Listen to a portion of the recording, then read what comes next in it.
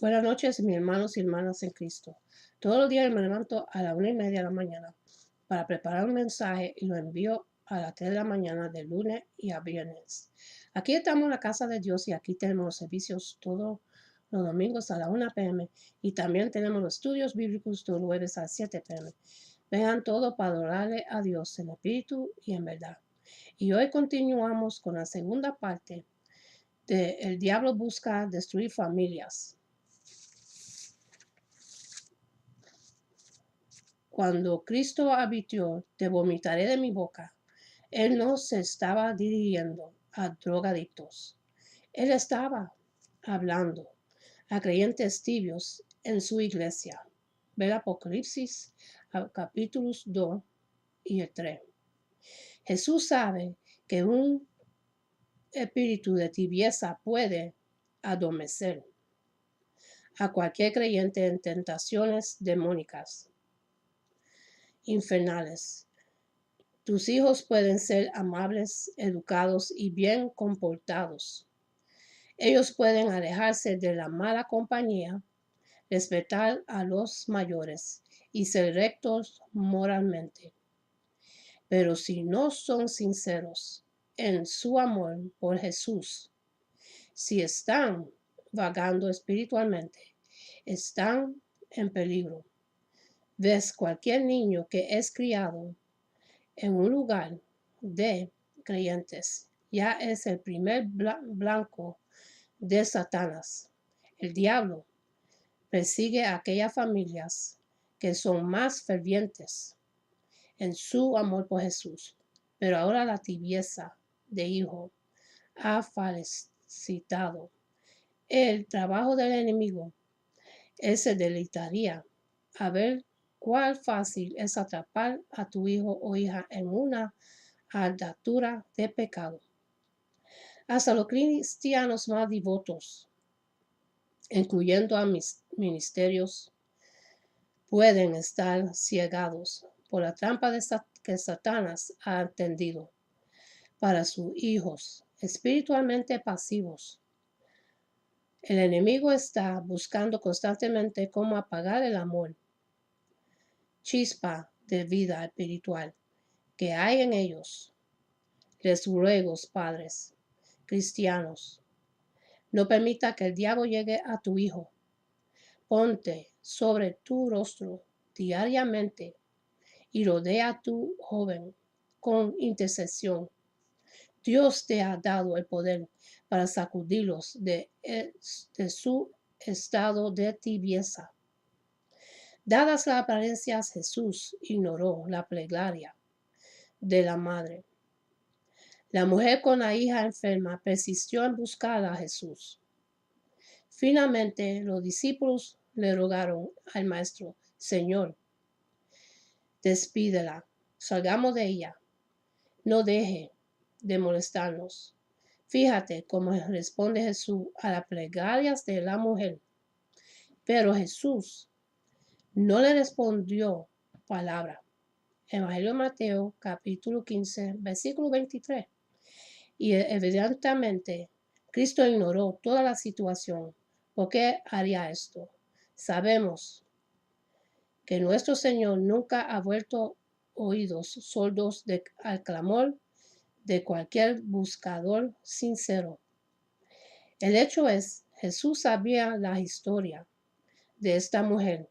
Le sería contada a cada generación futura. Y él quiso revelar una verdad a todo aquel que la leyera.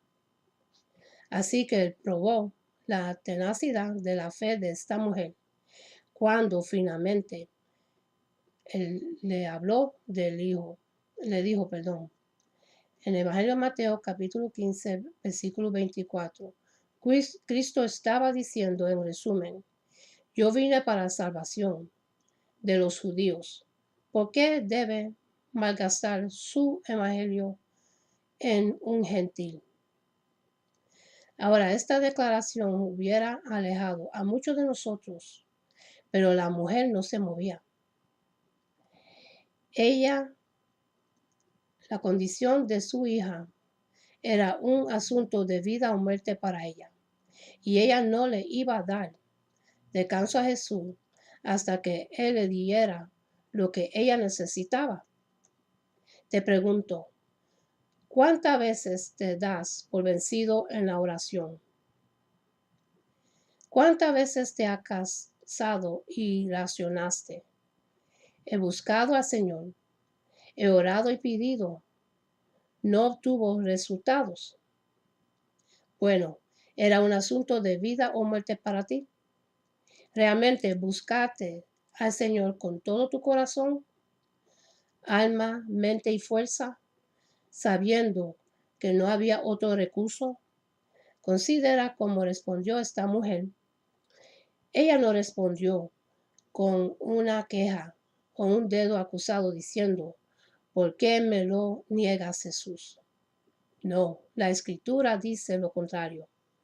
Entonces ella vino y se postró ante él, diciendo, Señor, socórreme. Evangelio de Mateo capítulo 15, versículo 25. Lo que sigue es difícil de leer. Una vez más, Jesús rechaza a la mujer. Solo que esta vez su respuesta es aún más severa. Él le dijo, no está bien tomar el pan de los hijos y echarlo a los perrillos. Evangelio de Mateo capítulo 15, versículo 26. Es importante para nosotros entender que los creyentes judíos de ese tiempo consideraban a los gentiles menos que los pejos a los ojos de Dios. Por supuesto, Jesús no aceptaba esto. Él no lanzará una defamación racial a cualquiera criatura del Padre Creador. Pero él sabía que esa mujer estaba enterada de la actitud de los judíos hacia los gentiles. Y una vez más, él la estaba probando. Ahora la madre le contesta, sí, Señor, aún los perrillos comen de las migajas que caen de las mesas de sus amos. Evangelio de Mateo, capítulo 15, versículo 27. Qué increíble respuesta. Esta mujer decidida no iba a ceder en su persecución de Jesús. Y el Señor le elogia por eso. Jesús le dijo a la mujer, oh mujer, grande es tu fe. Hágase contigo como quieras. Y su hija fue sanada desde aquella hora. El Evangelio de Mateo, capítulo 15, versículo 28. Amados, no debemos conformarnos con migajas. No han prometido toda la gracia y misericordia que necesitamos para nuestra crisis. Y eso incluye cada crisis que concierne a nuestras familias, salvas o no. Somos invitados para entrar audazamente al trono de Cristo con confianza y debemos presentarle cada necesidad, sea un padre incrédulo o un hijo rebelde. Puede ser que no veamos a cada ser amado ponerse bien con el Señor o cambiar su vida, pero podemos erigir grandes murallas a su alrededor para detener su carrera al infierno. Podemos pedir convicción sobre ellos y levantar muros de protección alrededor de ellos. También podemos orar por personas en sus vidas que les testifiquen. Pero hay una cosa que puede asegurarte. Estas cosas no sucederán si simplemente los entregamos a su suerte. Puede que tratemos de convencernos. Solo tengo que tomar el asunto en fe ahora. Pero eso es una falsa cortada. Todo lo que hace es librarlos de derramar nuestro sudor espiritual y luchar en intercesión por las almas de nuestros seres queridos. Te insto hasta esta tu oración. Señor, si uno de los míos se pierde, no sería porque no oré. No sería porque tomé por sentado la obra del Espíritu en sus vidas. Y no sería porque no lloré sobre ellos. Pase lo que pase, voy a luchar en intercesión por ellos hasta que uno de nosotros regrese a casa a estar contigo. ¿Quiénes son? Ahora vamos a hablar quiénes son los demonios. Su origen. La Biblia no relata sobre su creación ni el tiempo de su origen.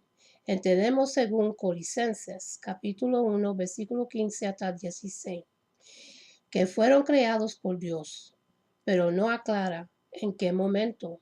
La información que nos da el libro de Enoch no es muy confiable en el asunto. ¿Quién son los demonios? Afirmar que los demonios son los ángeles caídos es entrar en el ámbito de la especulación. No hay pruebas bíblicas que lo afirmen o respalden. A continuación voy a dar razones por las cuales los ángeles caídos no son los demonios. La Escritura afirma que todos los ángeles que cayeron fueron puestos en prisiones de oscuridad, que de paso son eternas, como para no salir de ahí hasta el día del juicio. Porque si Dios no perdonó a los ángeles que pecaron, sino que arrojándolos al infierno, los entregó a prisiones de oscuridad para ser reservados al juicio. En el segundo de Pedro, capítulo 2, versículo 4. Y los ángeles que no guardaron su dignidad, sino que abandonaron su propia morada, los ha guardado bajo oscuridad en prisiones eternas, para el juicio del gran día. La epístola de Judas, capítulo 6. Si observamos bien en ambos pasajes, se utiliza el plural para hacer referencia a los ángeles en general.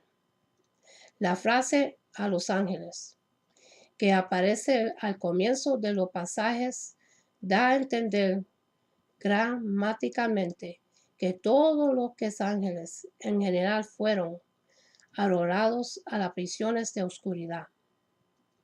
En este caso, no hay parcialidad de parte de Dios. Él no encerró a un porcentaje de los ángeles y a otros porcentajes lo dejó libre para que fueran demonios.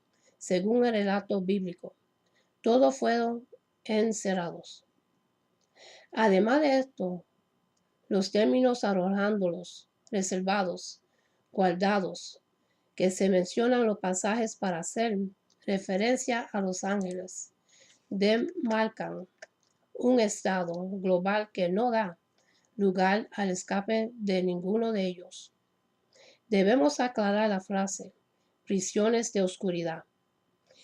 No tienen nada que ver con un estado, sino con un lugar, debido a que el término griego que se utilizó para hacer referencia a estas prisiones, como es el infierno, es Tártaro, indica un lugar.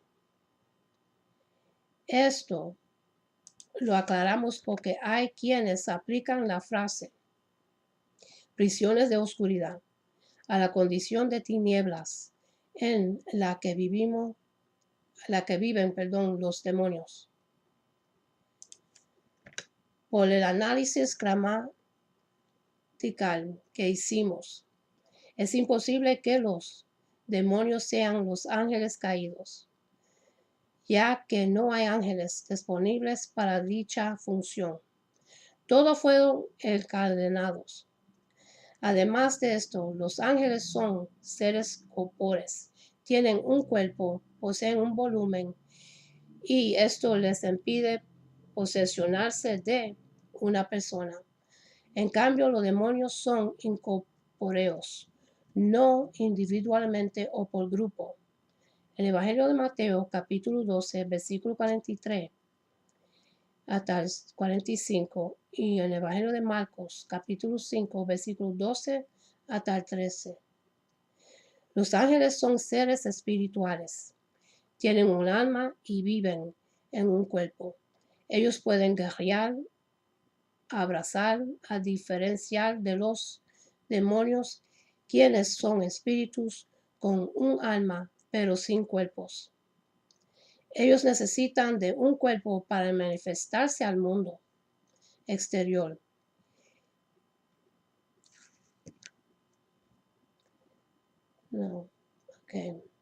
Los seres espirituales que fueron creados por Dios. Lo demás se desconocen. No están claros su origen, ni la causa o motivo por el cual fueron creados. Mi consejo como ministro es hacer silencio donde la Biblia hace silencio y evitar entrar en el terreno de la especulación. Jerarquía de los demonios. Este es un tema que no está muy claro en las Escrituras. Si analizamos el texto, como se escribió en su origen, en la epístola de Pablo de Efesios, capítulo 6, versículo 12, lo que Pablo está presentando es sinónimos, no órdenes. Jerarquíos.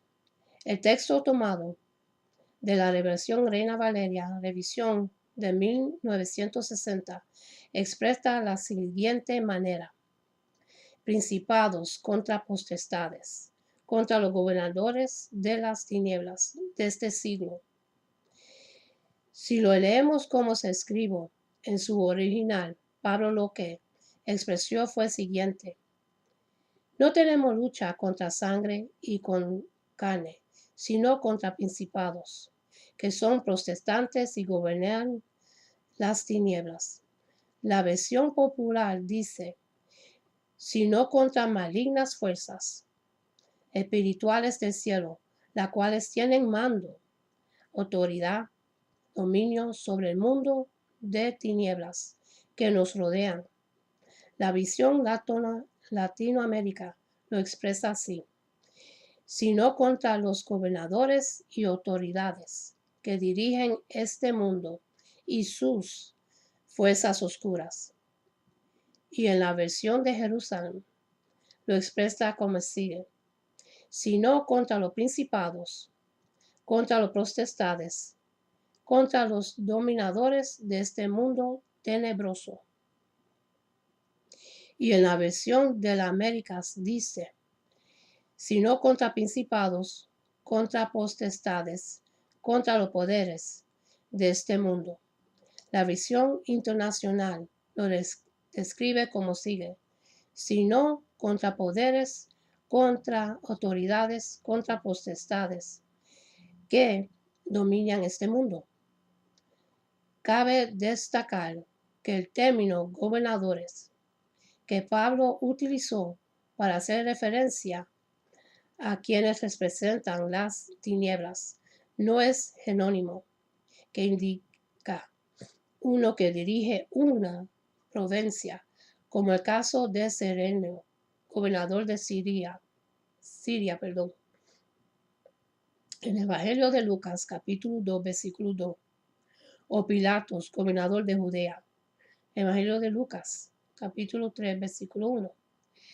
El término que Pablo utilizó fue cosmos-kratos, que indica una potencia como fuerzas unidas.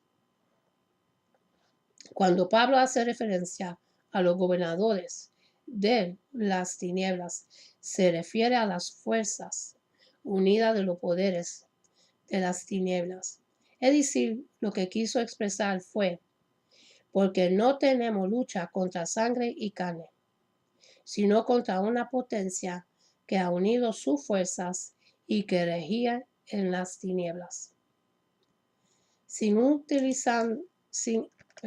analizamos bien el pasaje desde el punto de vista etimológico en Efesios capítulo 6, versículo 12. Pablo no está haciendo mención de jerarquías, está presentando sinónimos. Por otra parte, cabe aclarar que en la carta de Colosenses, capítulo 2, versículo 15, Pablo no está haciendo referencia a los demonios en una forma directa. Cuando hace mención a principados y potestades.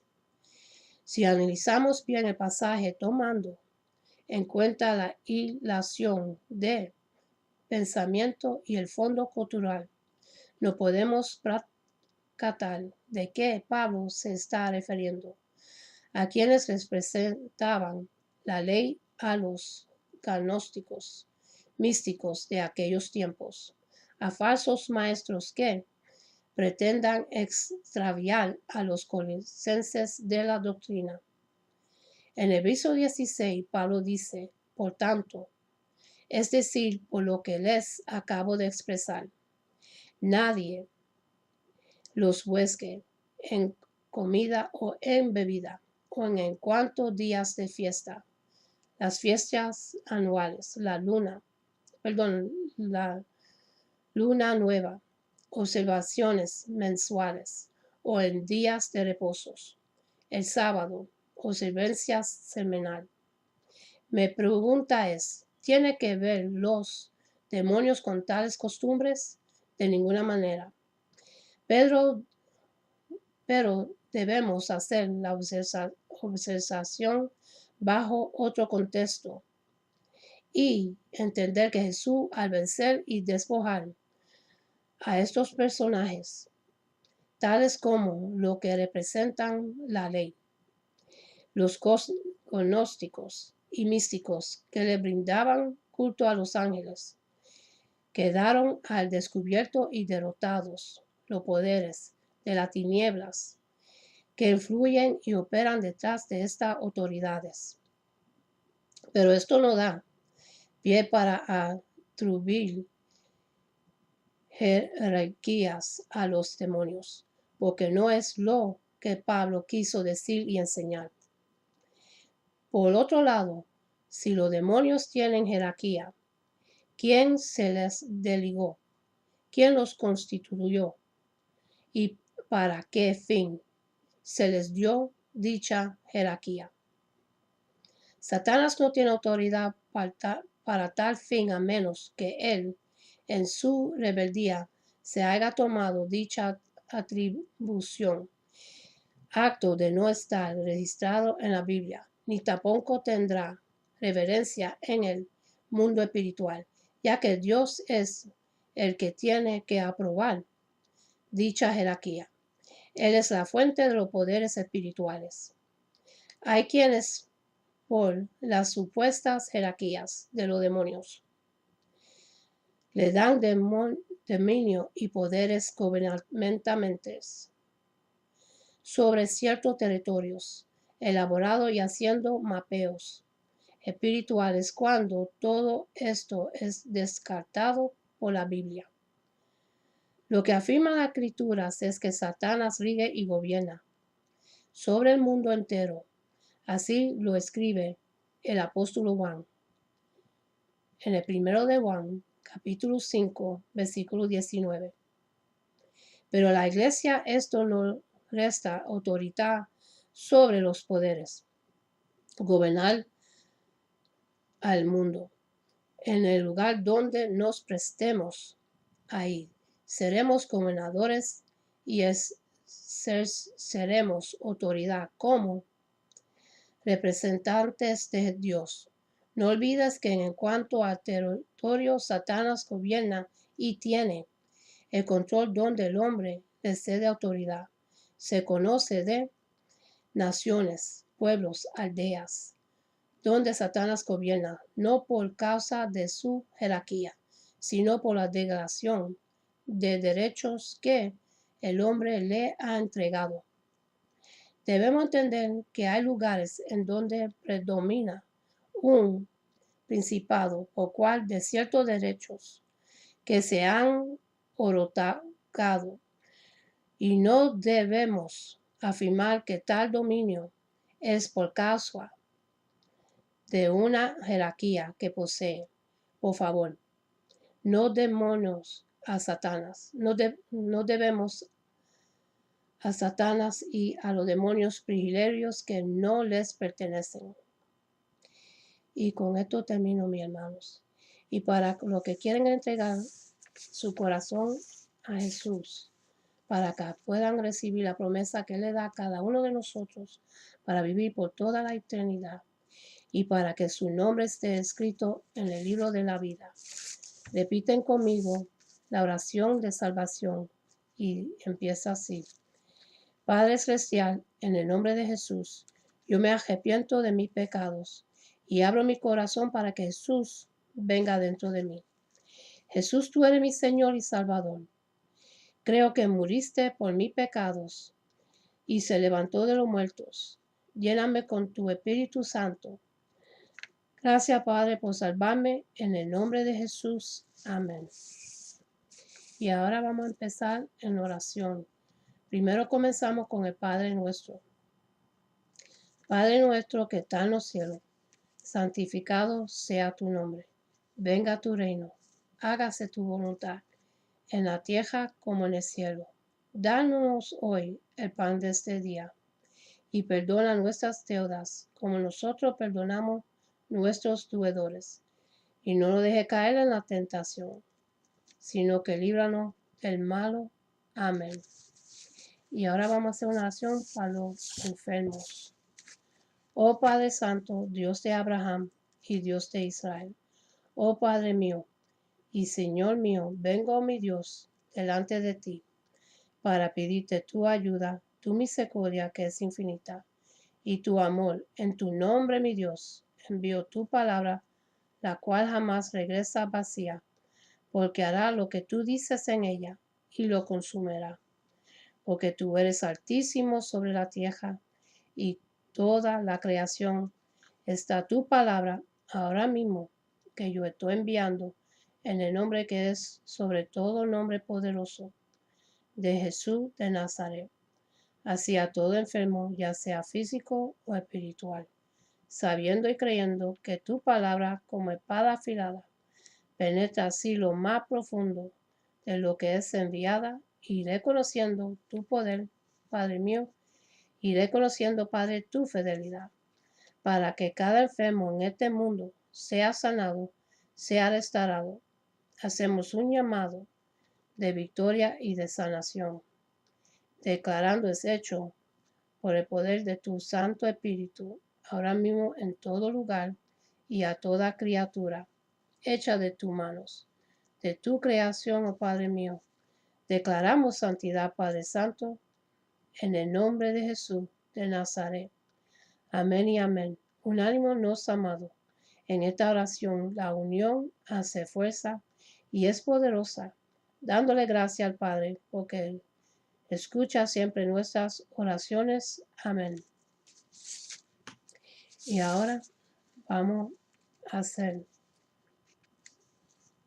Esto es una promesa que Jehová se lo entregó a Aarón y Moisés cuando estaban en el desierto.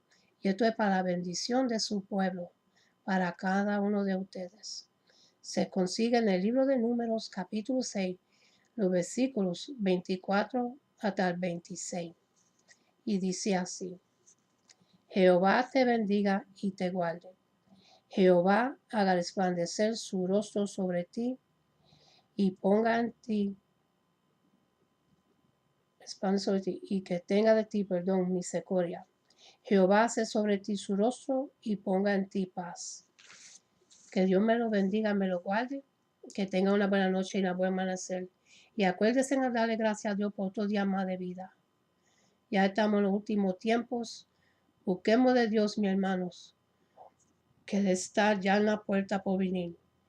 Él está buscando una novia sin arrugas y sin manchas. Busquemos de Dios, mis hermanos, y hasta la próxima. Amén.